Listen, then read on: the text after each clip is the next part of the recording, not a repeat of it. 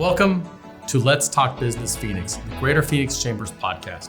I'm your host, Todd Sanders, President and CEO of the Greater Phoenix Chamber. Each week, we tackle key issues affecting businesses, the community, and state, aiming to drive growth and overcome challenges while uniting community leaders to move Phoenix forward. Let's Talk Business Phoenix was produced in partnership with Ideas Collide, an agency offering a full suite of custom marketing solutions for your brand's unique challenges.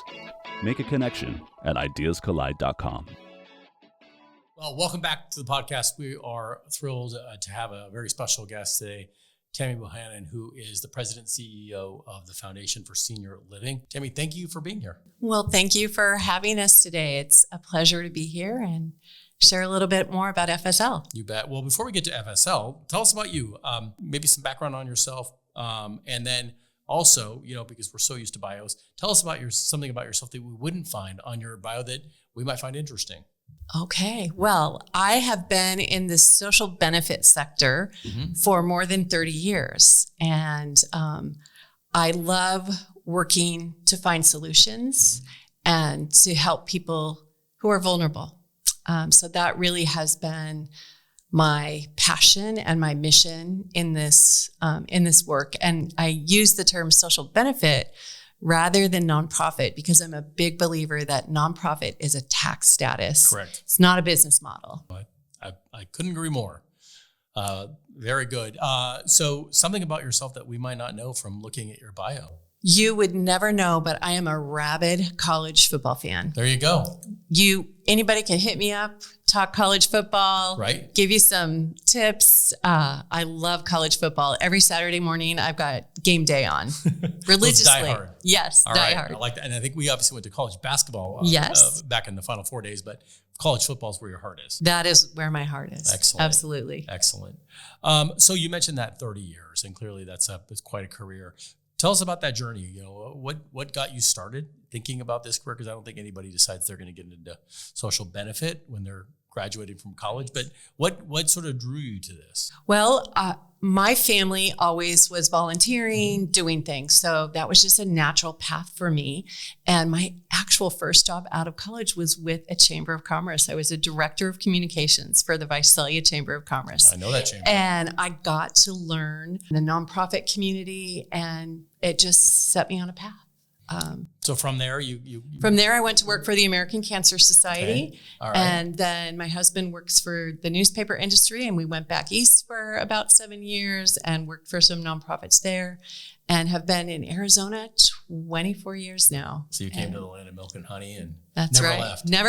Never left. Raised our kids and have really focused on education and healthcare work in the social benefit sector. Excellent. And my career with FSL began 3 years ago. I just celebrated 3 years. And it's an amazing organization that is passionate about helping people live independently and providing support for caregivers and people with disabilities and chronic illnesses.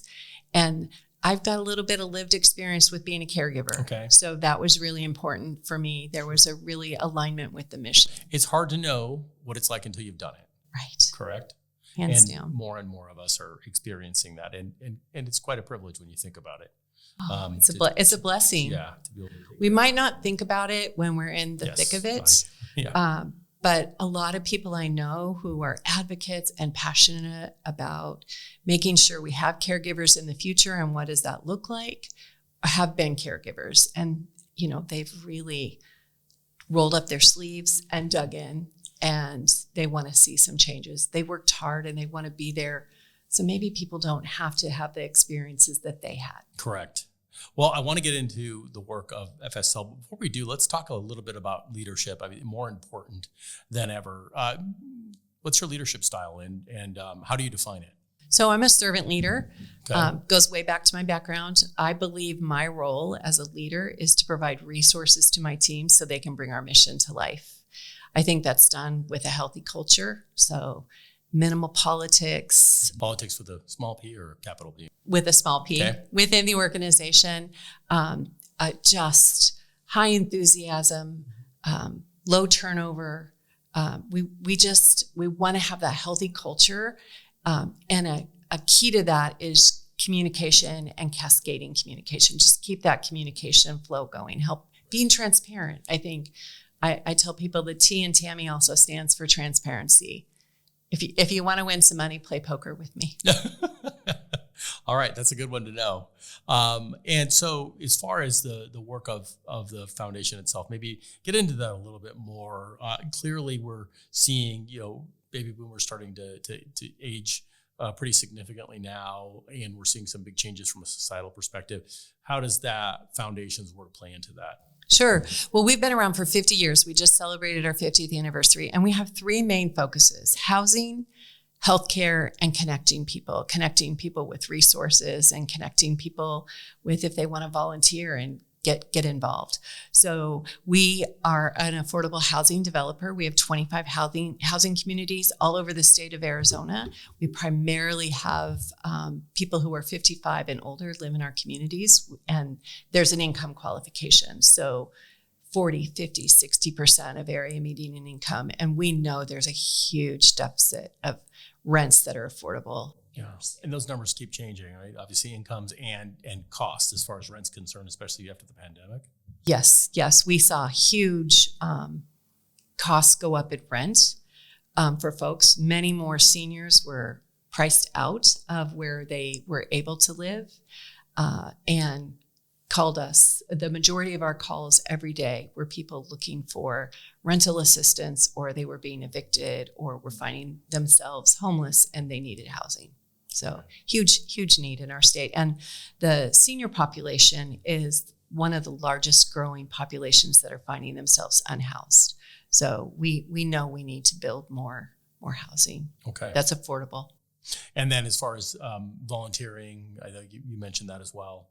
Sure. We'd love to have people volunteer for us. Right now, we've launched a Friendly Callers program. So another challenge with people who are aging is social isolation. We have a really robust home delivered meals program in Wickenburg and the Peoria area. And that meal delivery may be the only human contact that they get. So our Friendly Callers program, if you're interested in volunteering, is calling our folks, checking in on them. How are they doing? What are their needs? That could be real difference between someone who finds a little bit of joy versus despair. So there's volunteer opportunities. We also, a third pillar of ours is our healthcare. Okay. And we, since our start in 1974, have run adult day health centers. So they are centers where adults with chronic illnesses, young adults with traumatic brain injuries or disabilities can come and spend the day with us. They're medically licensed. There's restorative therapy. There's socialization. There's all kinds of activities. So it's good for them, and their caregiver gets a respite as well. Yeah, I think that's a big one, to be able to have sort of both benefits. Absolutely. So that health, that's our flagship program. We offer two in Maricopa County, and we hear all the time from communities, can you come do an adult day in our community? So we know we need to find a way to offer more adult day health centers as our population ages. So as a former Chamber Communications exec, we won't miss this opportunity. If people want to find out about the health days, or if they want to volunteer, what's the best way to do that? Sure. The best way is to check our website out, www.fsl.org. Okay. And go from there. So we talked a little bit about our adult day. We also have transitional care programs. So I'm really proud of this program. We offer it in 7 Dignity Health hospitals. We meet with people who are uninsured or underinsured as they're discharged from the hospital, and we get them everything they need so they stay healthy and they're not readmitted to the hospital. And I'm really proud of the fact that we've got about a 3% readmission rate, which is fabulous. Cost perspective too. From a cost perspective for the people who are not having to go into the hospital, and for the community, and for who, if they're not bearing the costs of people constantly in and out of the hospital. So that's an amazing program that we have. I talked a little bit about our home delivered meals. We have congregate meals. We run senior centers in Peoria and Wickenburg. We've got transportation in Wickenburg, the Freedom Express, as well as the northwest part of the valley. People can call and get a ride to their doctor's appointment. Like a ride share, or? There is part of it's ride share, and part of it is we have vans and we transport people. So transportation is a key. It can determine your health. Sure. It can totally determine your Well, health. I think about my kid likes to joke, maybe not joke, that he's the one that's going to be able to take my keys one of these days. And I keep saying, well, that's fine because we're going to have autonomous vehicles. But thinking about the way things are changing in technology, obviously the senior citizens or folks that would take advantage of your services aren't static.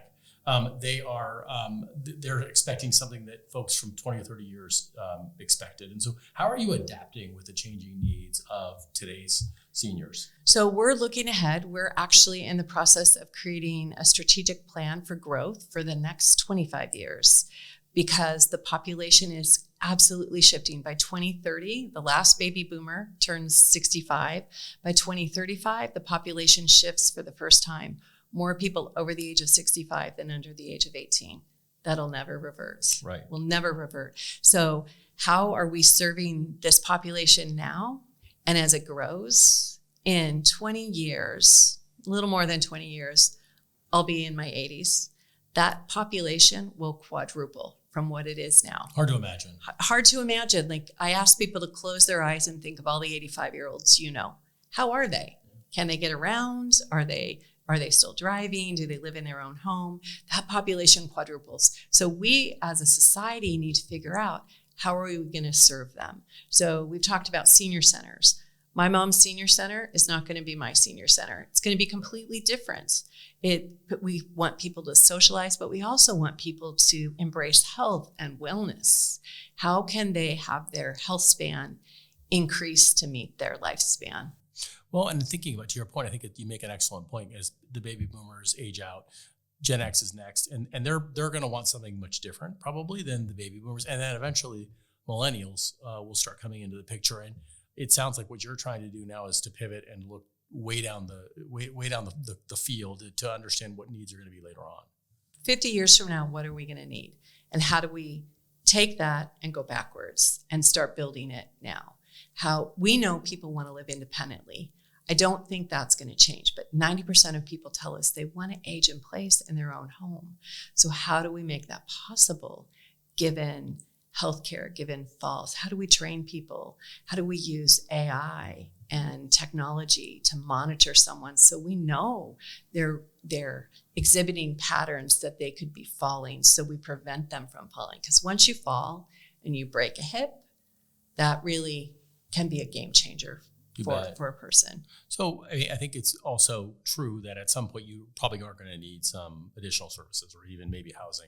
How do you then create that transition for folks that they say, I think I am ready? I think we communicate. We talked earlier about culture. I think it's communication and letting people know what their options are and what's out there and talking about it. My team knows I'm super passionate.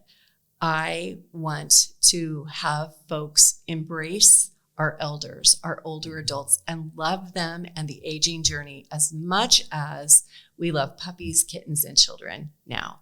And we're going to get there only if we talk about it. And I was talking to another colleague and he said, I think we're kicking the can down the road. And I said, I think we've stuck our heads in the sand. We just don't talk about it. But we're all aging. And to every 30-year-old or 40-year-old out there, you're aging too. We don't have a magic bullet to stop it. So we need to embrace it and we need to talk about it so people invest in housing. What does housing look like as this population? What could shared housing look like? I look at last year, the legislation where we can build accessible dwelling units in backyards. I think we're going to see the rise of families, generations living together again, like they did in the 40s. So we just need to look at what's possible and talk about it. The other big thing that we need to do, Todd, is talk to people. What do they want? What are their needs? It's not really a good situation to say, here you go. Right. If we don't know that that's what they want and that's what they'll embrace. And it is true because I think it does tend to be sort of a tougher conversation for people. And I think people are afraid to just start. And then it's a little too late when you're there. Right. So looking at the housing and then the healthcare, like how can we make healthcare, how can we make it more accessible? What does that look like? And there's a great program called PACE, Program of All-Inclusive Care for the Elderly. It has to be approved by the state And there was a feasibility study done here in Arizona, and there's some people who are proponents of that. But what that allows is someone to age independently, but they can go to an adult day center and there's a medical clinic there, or you utilize telemedicine. And it's not so hard to get that appointment with the doctor to see, okay, what's going on and how can I address it? But I'm assuming, especially when you're thinking about maybe the current generation that you're dealing with, in many cases, technology might be a little bit daunting. I know my dad was always afraid he was going to break the internet. I maybe kind of wish he could sometimes. But I'm assuming that's got to be some of the work that you do to make sure they feel comfortable with, for instance, a teleappointment, which can be so beneficial. Oh, hands down. I think we have to meet people where they are, but absolutely we have to drip that in, and you can't just give someone a tablet and expect them to figure it out on their own. And you have to be patient. Like all of our team, our values are growth, compassion, resilience, and openness. And all of our team exhibits that, especially the compassion piece, because you have to make sure someone's aware and knows. And I think of my own caregiving story. My mom, later in her years, she gave up driving, and we didn't have to force her. That was a blessing. And we got her a smartphone, and she would call Uber or Lyft. Good for her. But oftentimes I would get that call, Tami, what do I have to do again?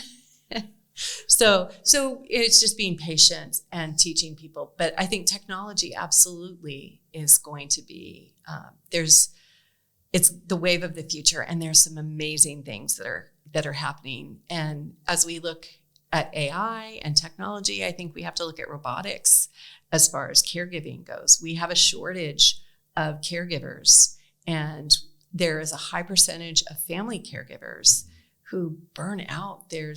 I just read a great article from I believe it's the Wall Street Journal, on the second patient, the silent patient, is the caregiver, and the burnout and the stress and the challenges that come with that. Yeah. So I think we need to look at robotics. If we can build a robot to build a house, we can surely build a robot that can help someone get into a Hoyer lift and move them. So we have to think that's long term. That could be 30 years from now, maybe 20. But we have to turn over every stone and look at everything. I mean, when you're 80, you might have that. Yeah. But for today, I think you bring up a good point, is we really are focused on workforce. Tell us about some of the challenges from a workforce perspective for caregivers. Right. So I would say the biggest challenge is the pay for caregivers. And I am constantly reminded of what we've done with teachers and how we haven't paid them the wage that they deserve. And we've got constant shifts and people leaving. I had a happy hour with someone last night who's been a teacher for 8 years, and they're leaving the profession. So I think we need to look at how we pay our caregivers and how we're reimbursed, and maybe figure out how can we get reimbursed more for the services that we provide, so we can pay our caregivers and they can earn that wage. It's a livable wage. So with the pandemic, we saw wages increase. My first couple months at FSL, we did a compensation study, and I'm very proud of this, we raised the wages of the 5 hardest to fill positions, and we're able to turn around. When I started, we had 60 open positions. Today, we have less than 10 open positions. So traditional turnover. Yeah, right. And so, and that's, you talk about culture at FSL. But it sounds like we're going to have to, as a country, have a sort of a culture shift as it relates to things like this issue in terms of wages for caregivers. Absolutely, the culture, what that looks like, and then what the training looks like. How can we train people and constantly do that? I think there's we have a community health worker program that Arizona has embraced. Well, those are great. That's a great workforce. So let's embrace that. Let's do that training. Let's get them settled in. But let's keep front of mind the reimbursement for and the pay for our caregivers and community health workers included in that. So, Tami, how can the business community be supportive of that effort? We know that there's a large percentage of the workforce of people who are in the workforce who are family caregivers, and they're working at the same time. So that's stress. So as business owners, as business leaders, what can you do for your workforce that maybe they're caregivers? Can you bring some education in? Can you increase some time off? There's a whole host of different things we can do. And then National Council on Aging is a go-to website for me. There's some great resources there for business owners. Invite us to come do some presentations. Okay. We'd love to come talk about what aging looks like and how you can support your team as they care and as they age. I often ask people, what do you want to be? What do you want to do when you're 70? Do you want to be sitting on the ground with your grandkids and be able to pop right up and be active? So we have to work at that. You have to be intentional. Yes, very. Which it sounds like that's your leadership style. You talked a lot about what we might see 10 or 20 years down the road. What are some of the more recent innovations in your 3 years, or some innovations you think are coming at FSL? Sure. I am proud of some of the preventative work that we're doing. So I talked a little bit about our transitional care at the 7 Dignity Health hospitals. So that program celebrates 10 years. And I think that is an amazing program to look at for other health systems. Like, how can you have these social workers who are embedded in your clinics and in your hospitals as people are discharged, so we meet them? Do they have money for gas? Do they have transportation? Do they have food for or money for groceries? Do they have durable medical equipment? What does that look like? So I think that's innovative, and we can continue to grow that program. We've embedded these social workers as community health worker in one of our affordable housing communities. It's a pilot program, and it's all about working with the residents. We've got some tablet technology that are you monitoring your glucose? Are you monitoring your blood pressure? We want to keep them healthy so they're not relying on the ER, or they're not going into the hospital 4 times a year because of their COPD. So we're embedding community health workers in those communities to teach cooking classes and talk about nutrition. What does that look like? Again, to help people do a little bit of prevention. You bet. I think that's super key. And then I'm proud that we continue to be an affordable housing developer. We want to continue to develop housing with affordable rents for the senior population because it's needed. I'm assuming the need greatly outweighs the demand. Hands down. And again, we talk numbers change. I think 5 years ago, it was close to 300,000 units we were short of affordable housing. I think the number has lowered a little bit, but it's constant. We get calls every single day. Do you have any openings? And I will tell you that in each of our 25 units, our complexes, we have waiting lists that go from a year to 5 years. That's how long it would take for someone to get in. And that demand's just going to continue to increase. So obviously a challenge, but also an opportunity. Yes. Curious, when you mentioned the sort of vital health statistics, are wearables part of the regimen? I see you have an Apple Watch there, or something that looks like it. It's amazing what kind of vitals you can get out of a watch like that and really be sort of an informed health consumer. So I think we're trending towards that. I talked a little bit about fall prevention. Yes. There's some AI that you can plug in to your home.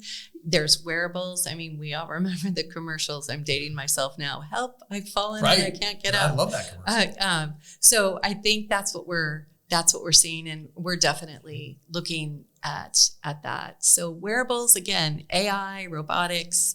Elena and I laughed as we were heading to the studios.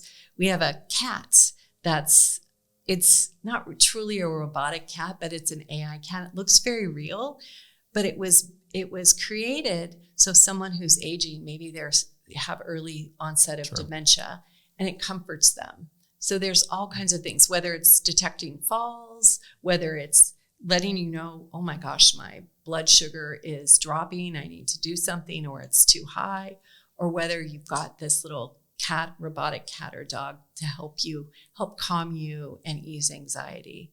These are all things we need to look at as we age. These days, I think we could all use one of those. Okay, I know where to carry the cat. I might have to have the cat come over. So I know you obviously worked on the strategic plan. There's a lot you have sort of on tap. What are some of the 2 or 3 big goals for the next 3 to 5 years for you? We want to find a way to open more adult day health centers and get those funded properly and serve, because we know more people. There are more caregivers who are in the workforce, and if they can bring their loved ones to us during the day so they can continue to work or they can get a respite as the population ages and that population increases. So we want to grow more adult day health centers. We really want to find a way to build more housing that's affordable, whether it's what we do now. There's also a big challenge with housing that's affordable that was built 15 years ago, that now the rules have been removed and it can be sold and it can be market rate. So FSL wants to be a leader and find ways to preserve those properties. And that takes dollars. Okay. I'm assuming you have a board of directors. We do have a governing board of directors. We have a strong culture of philanthropy, and we love private donations. Okay. What's the biggest misconception about aging in place, or about moving out of the workforce and into that next stage of your life? Boy, big misconception is that once you age and you're living independently, that you really don't have the use or the value, and that maybe life isn't full of joy. And I invite any of the listeners right now, give me a call. I will fill an hour of joy for you. Come visit our senior center, one of our adult day centers. If you're feeling sad or blue, there is so much joy. And I don't think people really realize that folks have purpose. They can have meaning and purpose. And it doesn't end because you turn 65 or 70 or 80. You can continue to have purpose in your life. Well, I can't think of a better way to conclude our time together. Thank you for that, and for the work you're doing. It's tremendously important and impactful, and obviously it's going to continue to be impactful. Before we go, we do want to do a quick lightning round with you. Okay. You mentioned your first professional job. Give us, what was your first job? I was a newspaper carrier for the Bakersfield Californian. Excellent. What'd you learn from that?